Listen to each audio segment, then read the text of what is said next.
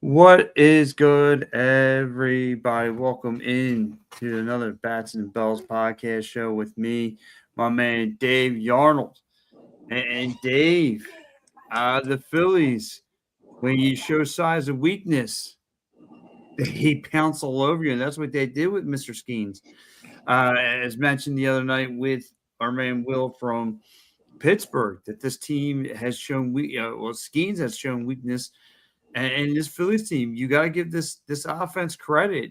They attack like a bunch of bees. It's crazy from what we've seen in the last two nights how they responded after the sloppy Aaron Noel start. So I am very excited for this Phillies team.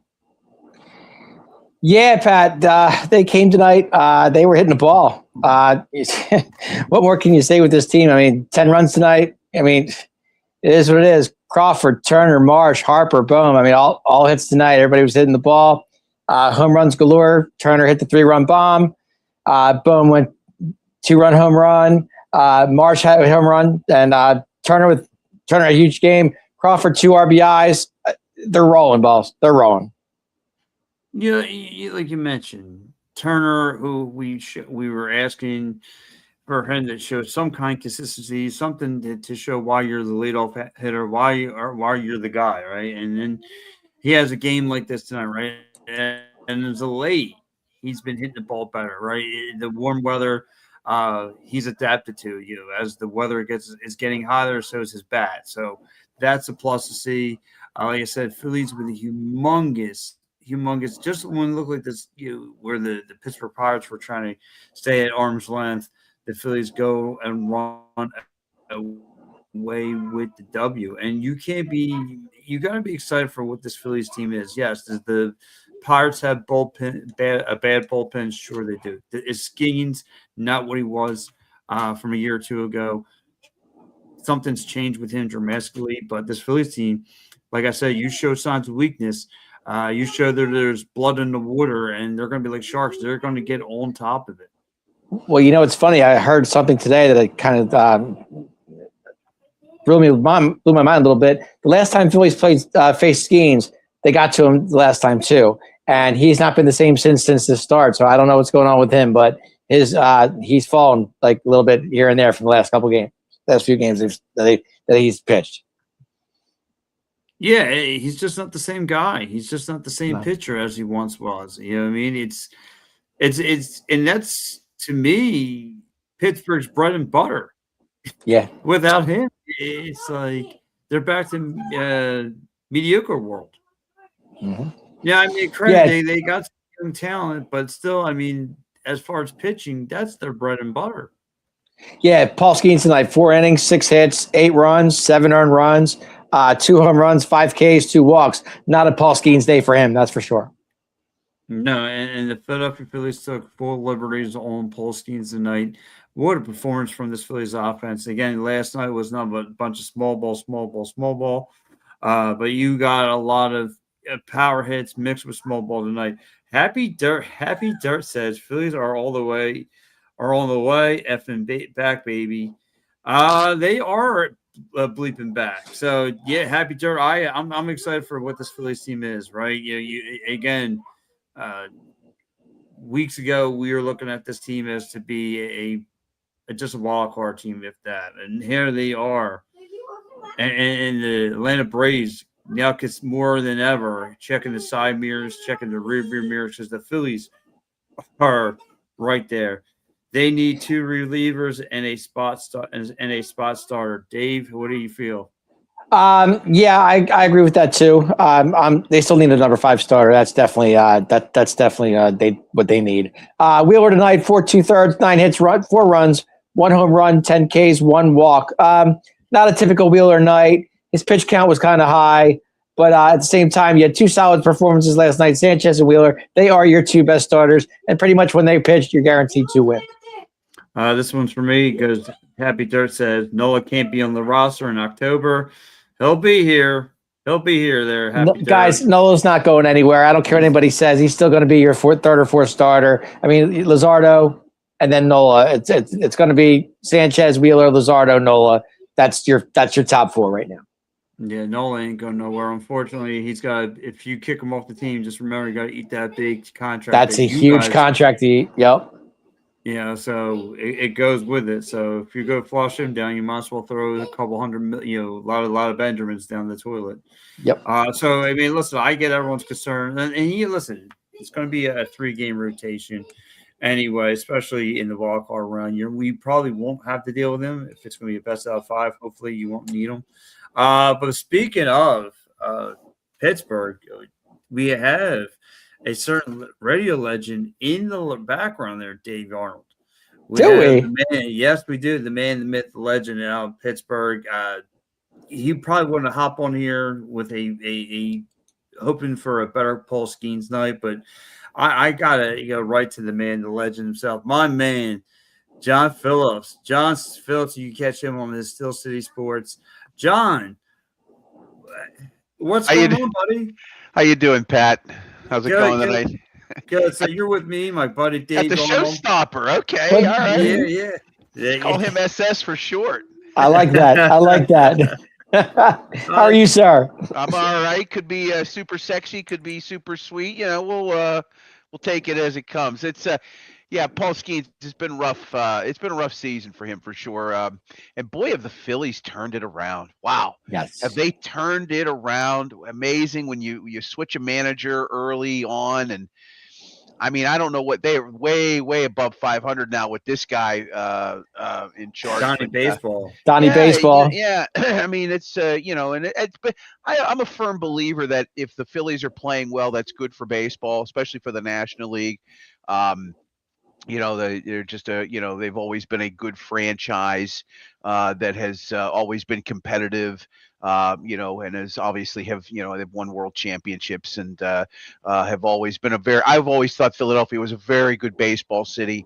Not that I haven't been to a game in a while in Philadelphia, to be quite honest with you, but it's good for baseball. But in terms of the Pirates, and I appreciate you asking me to come on. I think this is it's been a rough go for Pirate fans for sure. When you have this phenom pitcher who gives you the first 2 seasons that he did, he was a few votes shy of being Rookie of the Year. He wins the Cy Young in year 2. You're looking at the numbers, and they're potentially, he's gonna break records, at least in a Pirates uniform for a period of time before he gets to free agency. And this year he's really tailed off, and I think a lot of people are concerned about what they have done to him organizational wise with Bill Murphy, who first has come in as the new pitching coach this year. His fastball's off. His innings pitched is way up. I think he only went 4 tonight and gave up 5 runs. So, another tough outing. And obviously he's facing a pretty good opponent this evening. But his struggles continue, and it's concerning. Not that I think anybody thought the Pirates were going to be world beaters this year, certainly not. But trying to take some steps. They say it's year 7 of a 10, rebuild. They haven't had a winning year since 2015, and this is probably the best team that they've put together in a decade. And you can talk about Ben Cherington as GM and what his job has been. Some people are thinking his job is on the line this year. With these small markets, it's you know how it is when you see baseball. Until there is a salary cap, until we get a salary cap, competitiveness is Yes. yeah, it's really one sided. It's the Yeah, haves and the have it's nots, and you look at what teams are spending at the top versus what they're spending at the bottom, and it's a wide margin. Yeah, No doubt. it's funny you bring this up. First of all, we're getting a lot of comments coming in here. We're getting great day for Philadelphia sports, a great win for the Phillies. Yeah, they traded for Jaylen Brown. Now next is LeBron. Listen, 2 out of your 3 statements have been great so far, but the whole LeBron thing, you can leave it at the doorstep. I appreciate that. But listen, It's weird because prior you hopped on me and Dave were just talking about like how Paul Skeens was pretty much in the for the Pirates their bread and butter as far as their pitching staff. This kid 2 years ago. I mean, I remember seeing the Phillies take on him, and the Phillies just could not touch him. And now, like you said, how he kind of spun off, and now he's just being lit up, and lit up again and again and again. It's just it's a shame because it seems like the Pirates do have a up and coming guys who can hit, like kids like Griffin and Ronalds look like they look like they can expect to cover off the ball. But it's crazy how like the Pittsburgh Pirates always found themselves to be a Pittsburgh Pirates team. I mean, really haven't been relevant since Andrew McCutchen's been out there, right? You had that, and then it's just like it's one of those teams you kind of hope for that turns their season around, but I don't know. I mean, yeah, I know, John, you live it out there every day. Have to listen to the noise, and when we're going to get a relevancy baseball back at some point. I don't know if we will anytime soon. Go ahead, Showstopper. Hey, John, real quick. I want to go over this series real quick. It seems to me the Pirates left a lot of guys on base this last two games. They just couldn't get them around. They got them on. They just couldn't get them around. What is up with this team? Brian Reynolds is a hitter. Ryan's a hitter. I don't get this team sometimes. I just don't understand why they can't come through with guys on base. Can you explain that one? I can't. Well, no, good question. For starters, I mean, they spotty. They've had a great season at the plate. I'm not going to sit here and deny that haven't had a. I mean, I think coming into June or towards the beginning of July, I think they were looking at 5th or 6th in terms of runs. Which is way up for this team, and that is due in part to the fact that they had some pretty good offseason acquisitions, most notably Brandon Lowe. Who they picked up out of Tampa Bay. He's already hit 20 home runs this year for them.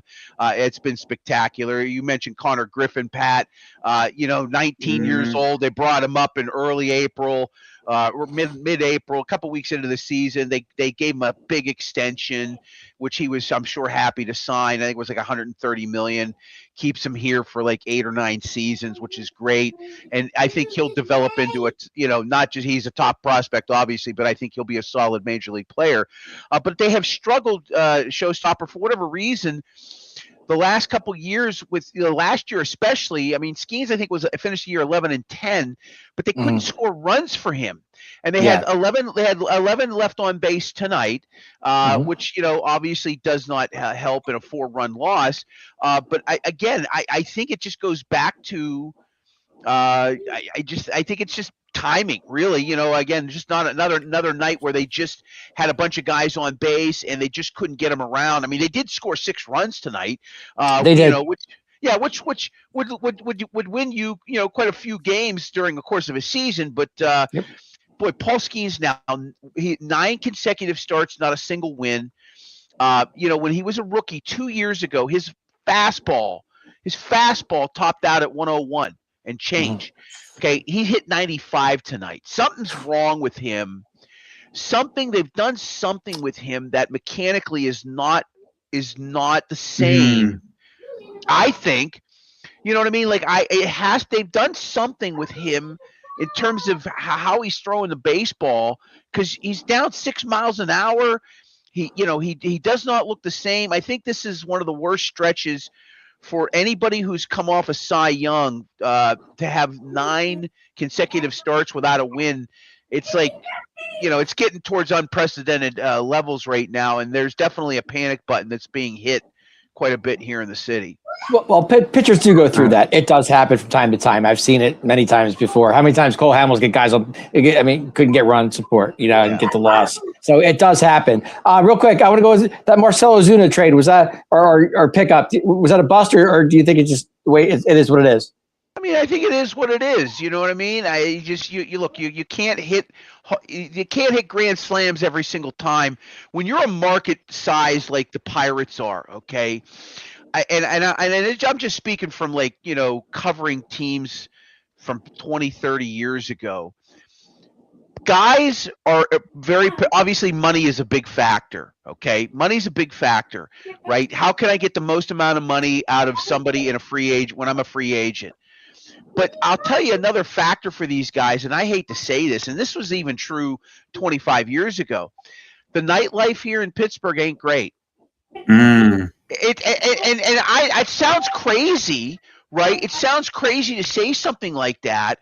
But guys, I'm telling you right now, some of these athletes, they'll look at say, boy, I might get another $2 million here, but boy, is it just a drag of a city to be in. Like if I had a choice, if I was like, if I was looking at either Miami or the Pirates, and I'm an athlete, right? I mean, if I was looking at one of those two, if I had two free agent offers, and one was the Miami Marlins and the other was the Pirates, and the money was not, let's just say the money was, within a couple million of each other, I can tell you right now, 8-9 times out of 10, guys are going to go to Miami, right? They're going to go to Miami. They're going to go to the White Sox because they're going to live in Chicago, right? Yep. They'll play for the Angels because they're going to play in Los Angeles, right? They'll take a market size that's bigger because of the exterior things outside of baseball. We're not a particularly big city, to be quite.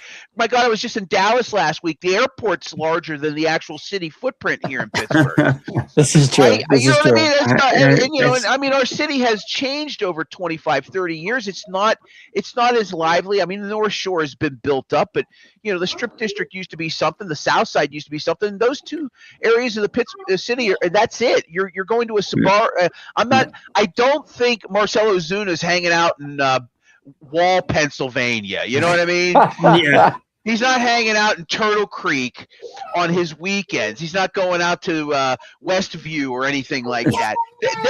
That's part of it. It really is, in terms of, I think, for somehow free agents, when you're a free agent in sports, you're looking at that city and saying, I got to live here. I got to live here too. You know what I mean? Like, I got to make a home here for a period of time. What's the night like? Especially when you're young and you got a lot of money, which Pat knows an awful lot about. Obviously. So are the Bonds Bonilla days over in Pittsburgh, or what are we talking about here? Happy Bobby Bonilla Day, by the way. Yes. Is that not one of the greatest contracts ever created by an agent? Greatest contract ever. Yeah, without a doubt. I mean, there's a number of players that have something like that, but the Bonilla ones, yeah. I mean, that was a long time ago, obviously. And I'll tell you here, showstopper. I broke this out. I thought I had lost this. I'm just going to show. That's how far back I go. Oh, That's wow! How far back I go. Okay, so I was there for those days. Is that the Willie Stargell days? What are we talking about here? This is 92 NLCS. 92. Okay. NLCS. Wow, 92. Gotcha. So yeah. So I do go back a few years, unfortunately for me. And yeah, those days were long gone. Those days are long gone. Having that team, I mean, they were that the Van Slyke days? Yeah, the Andy Van Slyke days? Yep. Yeah, they picked him up. I think it was in 88, 87 or 88. They picked him up. And then of course, they had been brought up a few seasons. I think Barry's first year was 86. And gotcha. I mean, he went on that amazing. He should have won 3 MVPs in a row. Terry Pendleton got one in 91. Got the MVP in 91. Bond should have had all 3 of those, 90, 91, and 92. But yeah, this team's struggling right now. And again, go back 15 years ago, 2011, 2012, they had a similar type of start to their seasons, right? They had A.J. Burnett on the back end of his career, but he was resurrected here. We had Garrett Cole, who was, was a number 1 draft pick and obviously has gone on to have a pretty decent major league career for himself. And then we had, a bunch of other players, including Andrew McCutchen, who was kind of the league catalyst out in the field. But they struggled in 2011 and 2012. They began their seasons ahead of what people were expecting, and they were above 500. And then by the time you got into late June, July, August, things start to kind of, taper off. They're just not as talented as they need to be. They still lack a few bats in the lineup. Bullpen has been terrible. I think it's 23 blown saves so far this year. They're struggling as a franchise. It's hard to watch. It's just unreal how the team has just fell apart. We have a comment in here from the TikTok, and it says the Pirates haven't been irrelevant since Andy Van Slyke. Any events like, I mean, so. Well, I mean, to be fair though, they are what, one game under 500, which isn't too bad if you think about it. Well, the rate, no, you're right. They are they're 43 and 44 right now. Okay. They're 43 and 44. That the run in 23, 14 and 15 they had was pretty good. Look, and baseball has changed, right? Baseball has changed. It only used to be division winners. There only used to be 2 divisions, and the winners met for the pennant. And then you went to the World Series. Now you got 7 teams that get in each division. I mean, and I understand why they're creating more, revenue. Television, right? They got more. They can get more money for TV revenue and things like that. I understand all of that. I'm not a big fan of the DH in the National League either. I think I think interleague has been played out. I wish they didn't have interleague the way they do now. It's 31 years. The experiment has gone, I think, 31 years now. And baseball has radically changed fundamentally over the years that I've watched it. I don't know if it's for the better. I know progress, you got to have things change and things like that. I get in all of that. But the game of baseball still remains fundamentally the same. They're just a slightly below average baseball team right now. Well, they could be a wild card for all you know. You never know. Right. Well, that's the way. And again, the expansion of playoffs allows more teams to be competitive. Right. And you're right, Showstopper. I think they're maybe 3.5 back of the wild card or something like the last wild card spot, which isn't a whole lot, especially with half a season to go. Right. It's meant to keep people interested and keep them drawn in, and I'm sure it'll do that for a little while longer, but they can't continue to keep leaving 11 men on base at night. They can't continue to have their best starter rolling out there and giving up 5 runs. I think his ERA is actually he gave up 8 runs tonight. It was actually 8. Jesus, yeah. Yep. I was going to say his ERA probably had to hit 3.5. It's 3.62. So yeah, he's definitely struggling. It's not the Paul Skeens of the first 2 years, and there's definitely something that has changed within his mechanics that has led to what we're seeing this year.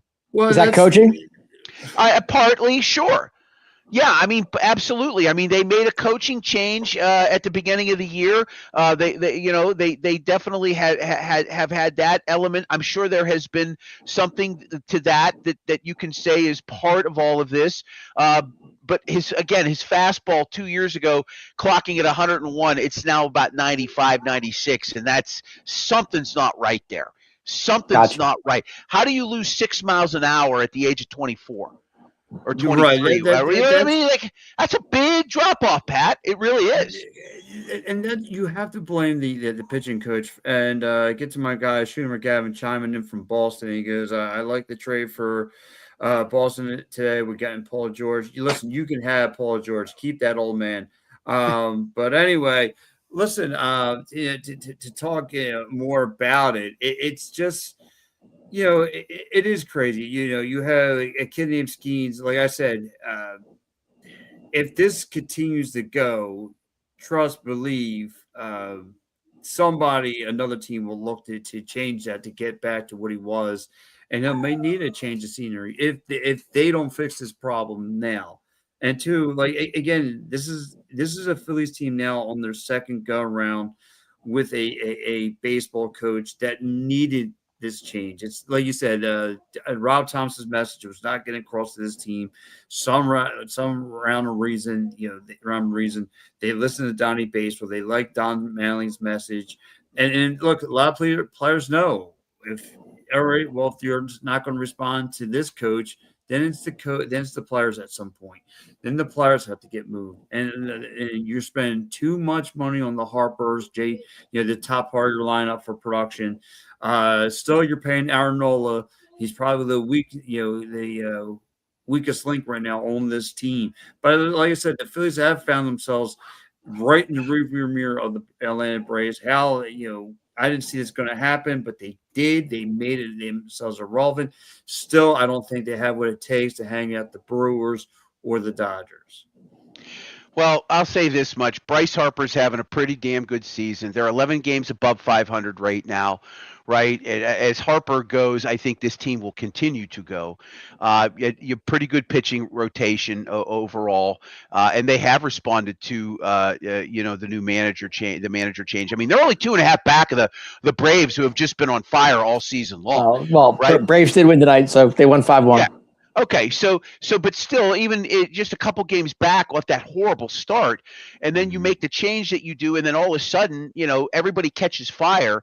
And look, I wouldn't be shocked if Bryce got to 40 home runs this year on 110, and that puts them solidly in a position where they'll get a 3-game series, possibly at home, and we got half a season of baseball to go. Yep. That's the other thing I want to say. It's a long season. It's nothing has been won just yet. You got to get through to the end of August where the trade deadline is, right? Or is it July 31st? I think it's July 31st. Yeah, it is July 31st. So you got the trade. You got 30 days to get to the end of the month and see what kind of deals you can make. You're definitely going to be a buyer, right? Phillies are definitely going to be buying.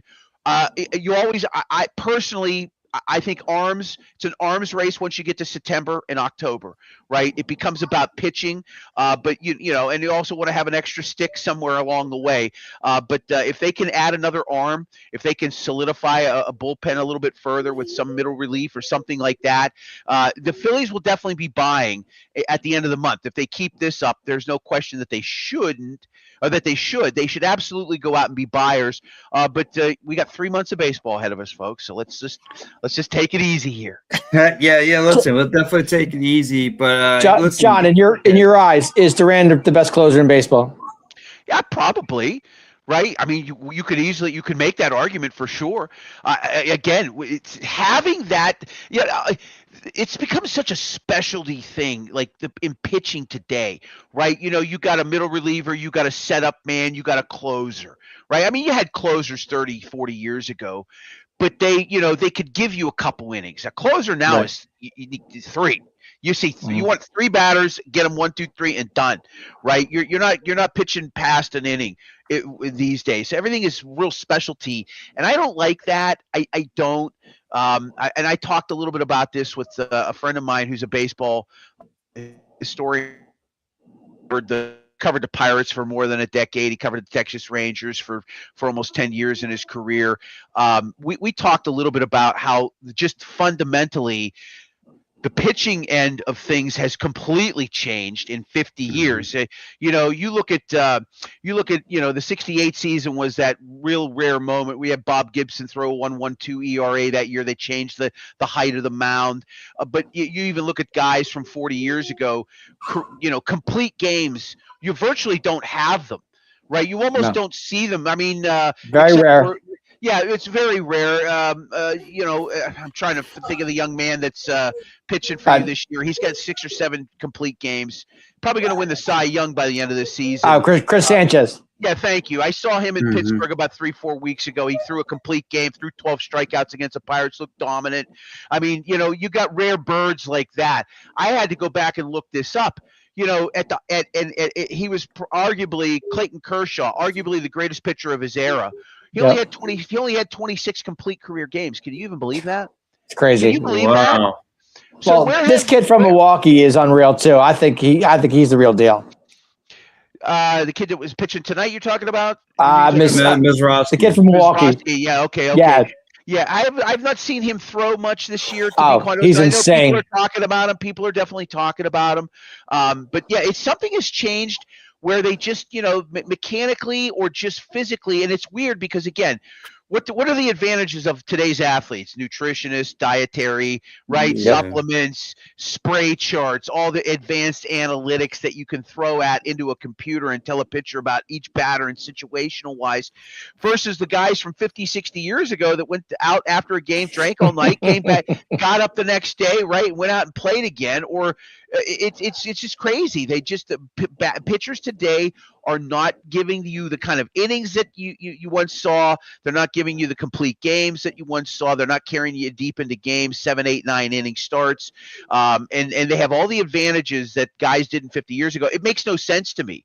It's really, it makes no, and that goes to my point. Coaching and the philosophy of how they handle these athletes today is different. And I don't think it's for the better for the athlete, to be quite honest with you. Look in the NBA. What do they use there to give guys days rest? They go load management, right? They use that's the word, that's the buzzword in the NBA. It's ludicrous. It's ludicrous. If a guy's 37, 38 years old, I can understand giving him time here and there. But these guys are in their 20s and late 20s, and they don't need time off. They don't need that much time off, right? Their bodies are meant to be pushed to the extremes, and that's where you tend to see the best results. But when somebody's getting 40 or 50 million a year, they tend to look at it differently these days. And I think the opposite is what should be implemented here in terms of how they work with these athletes and push them. Yeah, real quick. definitely. Go ahead, John. Go ahead, Dave. Real quick, I kept hearing last season Skeens going to the Yankees. It was a big thing that kept going around. Was that really big down Pittsburgh, or was it just talk? No, it's all talk. I mean, well, okay. here's what I'll say to you. We're going to have a strike coming here real soon. There's going to be a lockout, That's for sure. I should say. Yeah. It's coming. And it's not going to be it's not going to be half a season. You're going to probably see a 2-year lockout. Okay? They have to break the union if they want to get real competitive. If they want to bring the baseball into, and I will say over the last 35 years, 21 teams have won at least one World Series, 21. Okay. So, yeah, I mean, I had to go back and look that up. I think it's since 1990. I went back and I looked at it. So, I mean, 21 of 30 major league franchises have gone out and won a World Series in the last 35 years. Okay, that's not too bad. But ultimately, what you're looking at at the end of any baseball season, it's the Yankees, the Mets, the Cubs, the Dodgers, and you can throw – I don't know. You can throw the Braves in there. You can throw Boston in there, right? Maybe you can throw Houston in there. I was going to say, yeah, definitely. As highly as teams that will go out and spend money on a top level guy, 20, 30, 40 million a year. It's only a handful of teams. The Angels. The Angels can be competitive at times in terms of what they spend. But yeah, no, I sure he's under contract till 2029. Okay. Gotcha. Yeah, I did read that.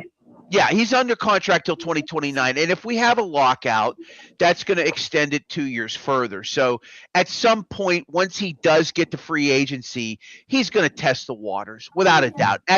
But now that he's got this weird season he's going through, right? There's time to see where Paul Skeens could end up in terms of his MLB career.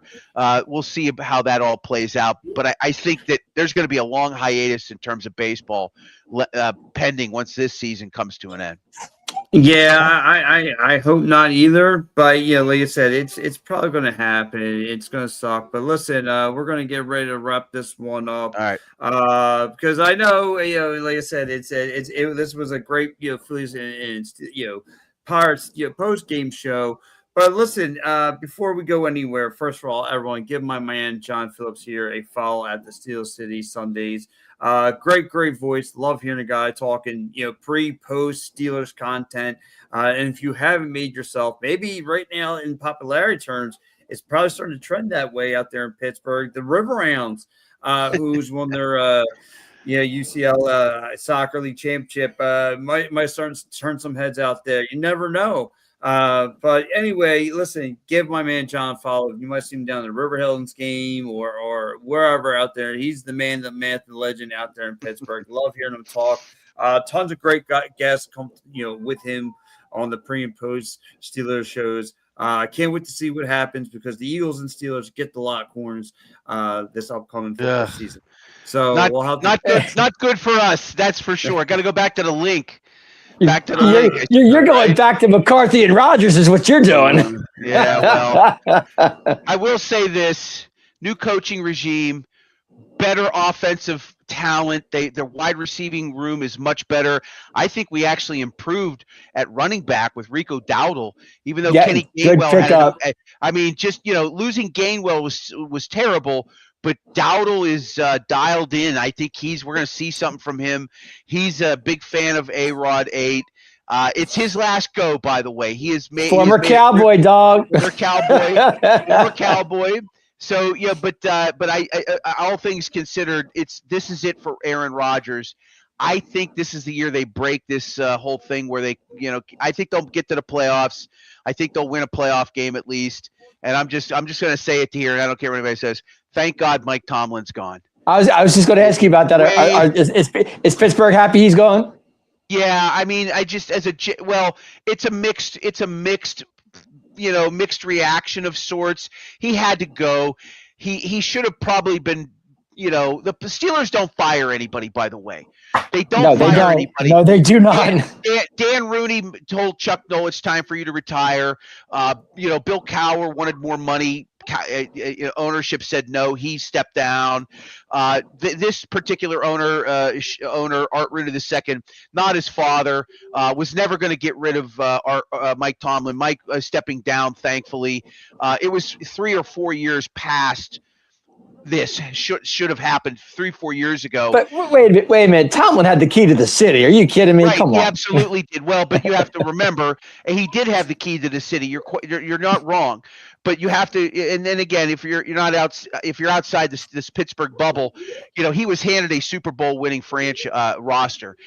That job was supposed to be Russ Grimm's. Grimm was promised the job. 24 hours later, the Steelers hired this kid from Minnesota who had been a defensive coordinator for 1 year.